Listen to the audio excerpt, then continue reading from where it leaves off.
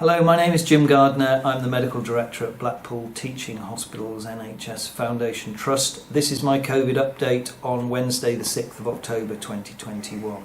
The COVID positive numbers for the Hospital Trust are up a little bit from last week. They're showing at 52 today, though that includes 12 patients over at Clifton.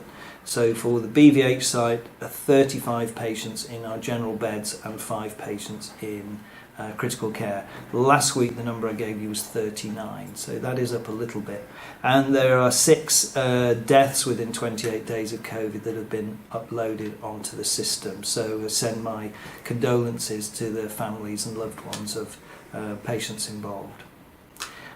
Community numbers wise, they're actually down a little bit this week from last week. So Blackpool shows 346 per 100,000 against 418.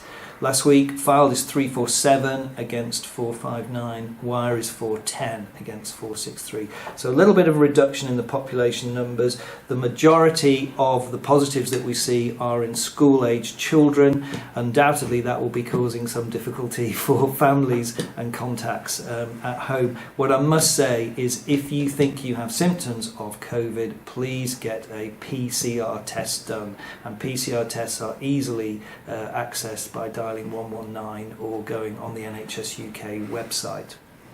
The full course of immunisations for adults in Blackpool, 74% completed, 83% for Fylde, 82% for Wyre. Completing the first course of immunisation is still the most important way to reduce the risk of serious illness with COVID. So if you still haven't finished the course or commenced it even, then please may I urge you to do so. We are well on now with the booster programme, so this is a third booster jab for people who've completed the first course of 2 doses. NHS staff, frontline staff are being immunised through the hospital, and information will be coming out from GP surgeries via NHS England for all those who are eligible for a booster, so please do look out for those.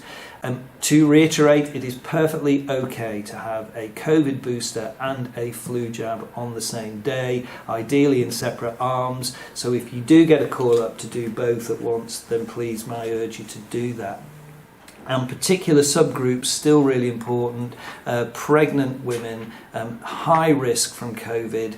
If you're eligible, if you've not been vaccinated, then please may I urge you to go forward and do that.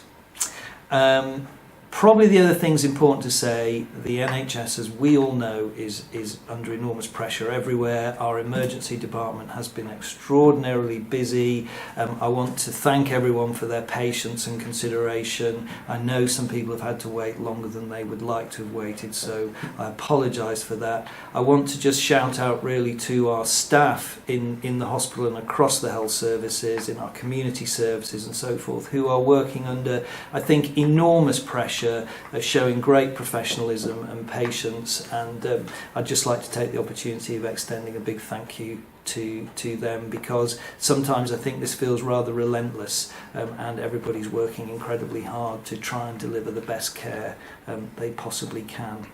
Just finally from me, I had a pleasure of going to a new unit that we've been able to open in the hospital, even despite COVID, which is a new unit on our haematology department to deliver day case ambulatory chemotherapy to patients, whereas previously they would have needed to spend a lot of days in hospital. So it was such a pleasure to see a new team setting up and delivering really innovative care to our patients, which is of course what we want to keep striving to do.